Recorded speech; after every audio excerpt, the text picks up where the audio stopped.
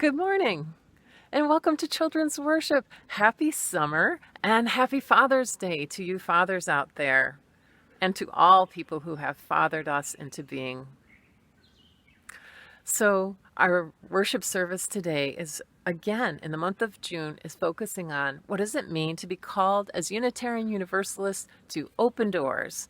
And today we are practicing and learning about and exploring what does it mean to open the doors to our hearts. Part of it for me is that justice, equity, and compassion, if we're going to practice those in the world, we have to have a curiosity in our hearts, not only for other people and what their feelings and needs are, but for ourselves and for our own care of our own wholeness. So that will be our focus today. And to start us off, we have Wendy and Caden singing I've Got Peace Like a River to affirm all that we have inside of us. And here they are. So our first verse is, I've got peace like a river.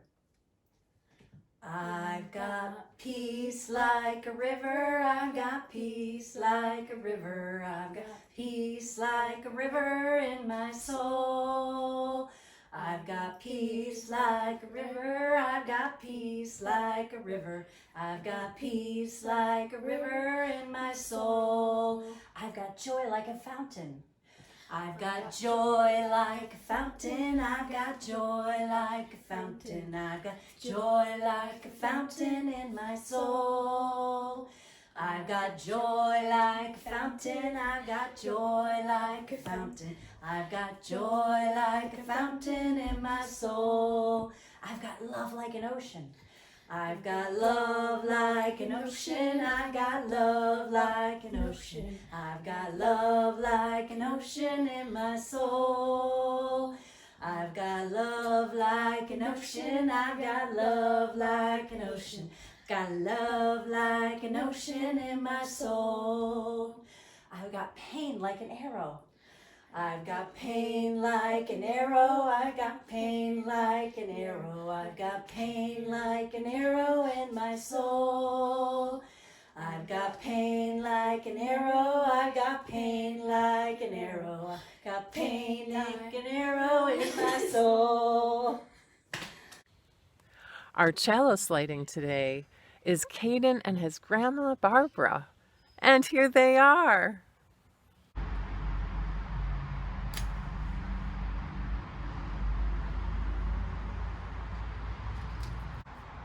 Double thumbs up for life. Life is a gift for which we are grateful. We gather together in online community to celebrate the glories and the mysteries of this great gift. For our mindfulness practice today, we have a visitor. I came outside to do my mindfulness practice and there was a giant snapping turtle from the pond on the sidewalk. So today, let's embody the different feelings that maybe a turtle would have. We could try to guess, but let's use our bodies to do that. So the first thing is breathing in and then make your body into something that feels like the need for safety. So feeling safe. Ready? Breathing in. And breathing out. How about the feeling of being afraid? Ready? Breathing in. And breathing out. Good. How about the feeling of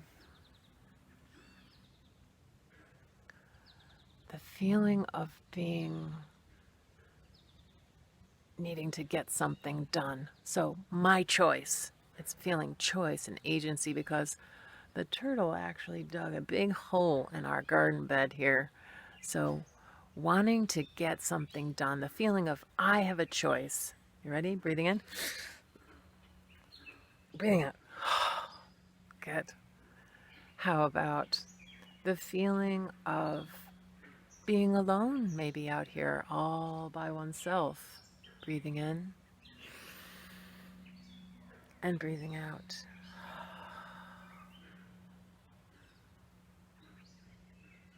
how about this idea of being watchful or kind of suspicious? Did you ever feel that? Breathing in, breathing out.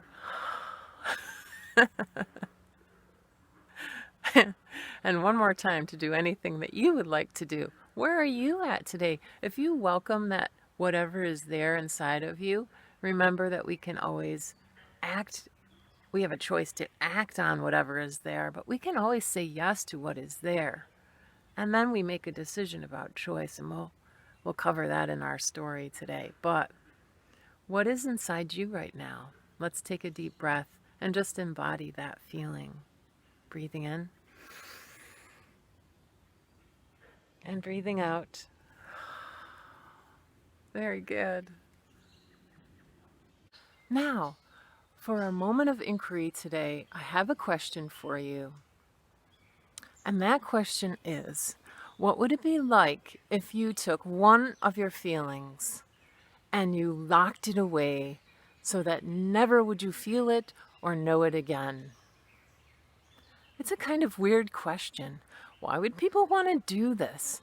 It would be like, for example, it would be like taking a feeling of yours and sticking it in a top secret silver briefcase.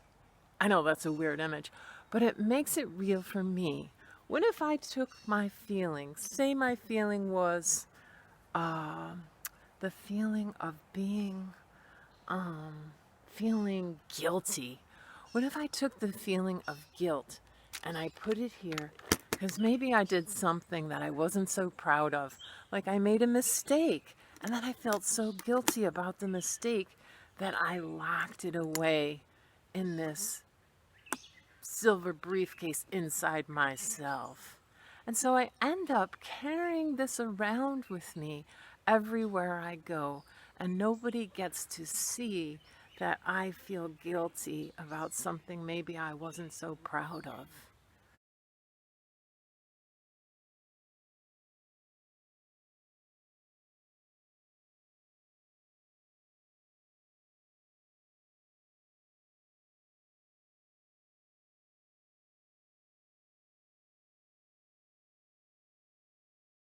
You'd be carrying it around with you, like in everything you did. And I don't think it would be very much fun. It would get in the way of everyday activities. It would get in the way of people we love and our relationships. It would get in the way of life to the point where we might hurt other people. Yeah, no thanks. Our story today is called The Two Wolves, and it actually is a Cherokee tale, which is sometimes misrepresented in our culture, the ending of it, which I find fascinating. Anyway, Wendy and Omar and Caden will be sharing it with us today. Here they are. A Cherokee elder speaks to her grandson about life and says, "Inside of each and every human being, a constant battle rages. It is a battle between two wolves. One wolf is angry, arrogant, envious, resentful, and untrustworthy. The other wolf is compassionate, loving, generous, truthful, and peaceful. The same fight goes on inside of you and inside of everyone else as well." The grandson ponders her words and asks, Which wolf will win? the old Cherokee smiles and replies, If you feed them right, they both win. So, what does it mean to feed them right? Why would we want to feed the angry and spiteful wolf? Well, if we hurt or starve the angry wolf, if we did that, we would end up in a long battle. All the while somehow making that wolf more powerful through our hostility and fear. Instead, we calmly pay attention to the angry wolf. If we can do that, they end up lying down next to us, no longer an enemy. Then we help strengthen the kind and loving wolf, giving it nourishment and support so that we can follow it. That peaceful wolf can become our steady companion and show us the way through all kinds of different experiences. And that is the end of the story.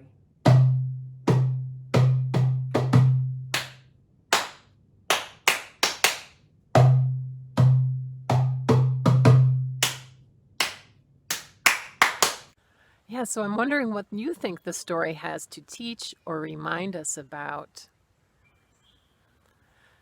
Yeah, it has so much to teach us, so much wisdom about how we open the doors to our hearts. Because it doesn't say you shouldn't ever be angry or you shouldn't ever be this or that. It says that we have to have right relationship with our inside, right? We need to have a right relationship. We need to have that loving, caring witness. And that doesn't mean we expand the things in us that are maybe more, could potentially be more harmful in the world, right? It means that we have a right relationship, that we don't have this inner battle, but we have loving kindness towards ourselves. We have kindness and acceptance even for the things that are hard to feel, right? And that curiosity, what is there? And being able to open up to that. Because when we can open up to it, we can then make choices about it. It's when we cut it off or we give it more and cut it off and don't nurture it in the right way that it ends up being all over our lives, right? It ends up kind of controlling things, or it might end up controlling a reaction we have in a way that's violent or mean or harmful to someone else, right? So it's really important for us to, if we think about we want kindness in the world, well, we need to have that inner kindness and acceptance that, yes, we are human, and in our wholeness, we have a wide range of experience. And that the key in this story is to really have this gentle relationship with all parts of ourselves so that they don't end up harming others. Yes. On that note, I wanted to introduce today for just for the sake of celebrating it, that, you know, we started off with the song, I've Got Peace Like a River. But I challenged Caden and Wendy to come up with, what if I gave you words of the song that aren't typically sung? Like, what if we sang, I've got guilt, or I've got fear or grief? Like, people don't usually sing those things. So I asked them, could you come up with also verses of the song that would reflect a wide range of our feelings? And so they did. Here they are, and we can sing along with them, just to acknowledge that all those things in us are human and they are part of our wholeness. Here they are. So we're singing, I have fear like the thunder. Ready? I have fear like the thunder, I have fear like the thunder, I have fear like the thunder in my soul. I have fear like the thunder, I have fear like the thunder, I have fear like the thunder in my soul. Doubt like a dense fog. I have doubt like a dense fog, I have doubt like a dense fog, I have doubt like a dense fog in my soul. I have doubt like a dense fog, I have doubt like a dense fog, I have doubt like a dense fog in my soul. The next one will be guilt like a talon. I have guilt like a talon, I have guilt like a talon, I have guilt like a talon in my soul. I have guilt like a talon, I have guilt like a talon, I have guilt like a talon in my soul. We have grief like a deep hole. I have grief like a deep hole, I have grief like a deep hole, I have grief like a deep hole in my soul. I have grief like a deep hole, I have grief like a deep hole, I have grief like a deep hole in my soul. Our family connection today is a circle practice using a feeling wheel. If you haven't used a feeling wheel, here's an example of one.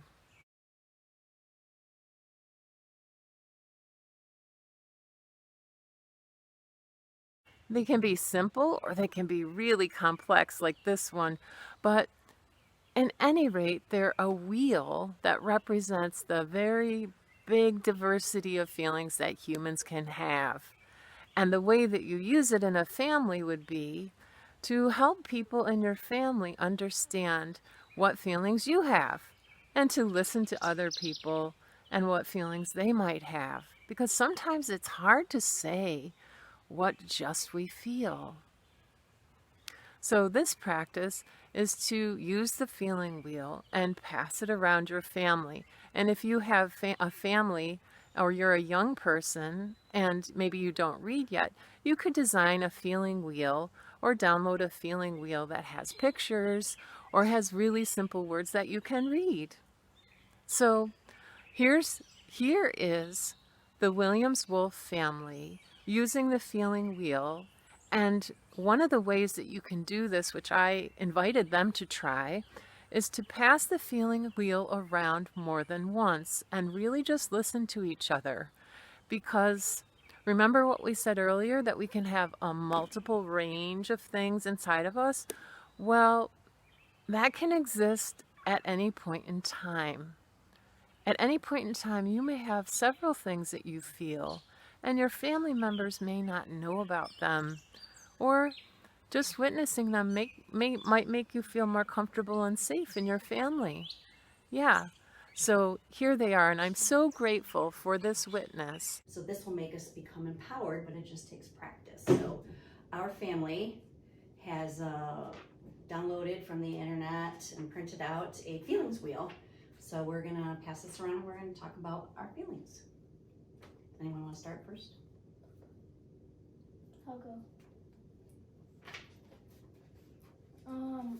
I'm feeling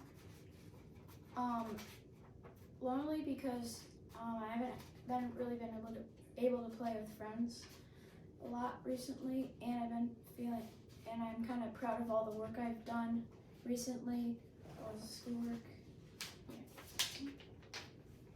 I'm feeling nervous because this is my first debut on film with a bunch of people watching rather than being in the classroom. It feels a little different. And I am feeling a little helpless and insignificant in the shadow of what's going on with the pandemic around the world. And being able to contribute, I know that what I do is helpful, but it just doesn't seem like it's enough. And I'm hoping and wishing the best for the people around. So I'm feeling tired because 2 nights ago I was up at 11 o'clock recording for another scene for this, and I'm kind of feeling nervous about my grades, if they're gonna turn out well or not. I'm feeling a little creative because I missed being able to be creative in my classroom. So it was kind of fun bringing this together and coming up with ideas of movements and things like that. So I'm kind of feeling a little creative. and I've been feeling kind of hurt and frustrated as an African American in this country, and knowing what's going on in the history of things that have happened in places around the country throughout history, like Tulsa and in Florida. I'm just, a little hurt and a little frustrated with what's going on currently with things there. I'm feeling like a little excited because I really hope my grades are good, so I feel excited about that. I feel excited of all the merit badges I've done for Boy Scouts. And I'm also excited that it's starting to be summer. And I'm also starting to be more creative with Legos.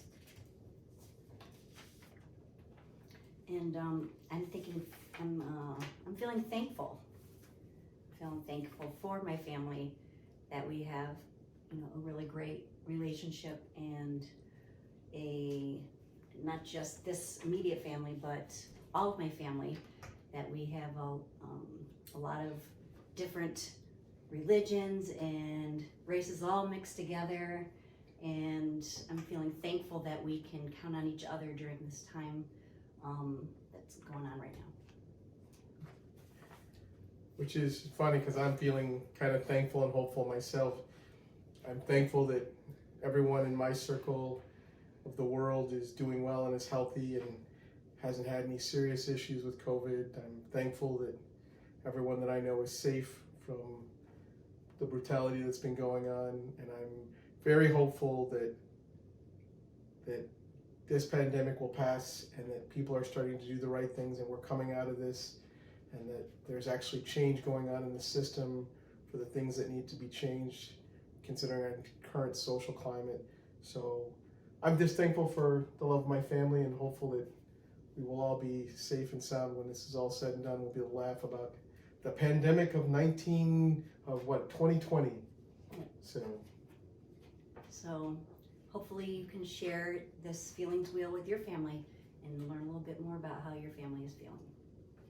Thank you so much for joining us, and happy Father's Day again, and happy summer. Love from church. We'll see you next time. Bye.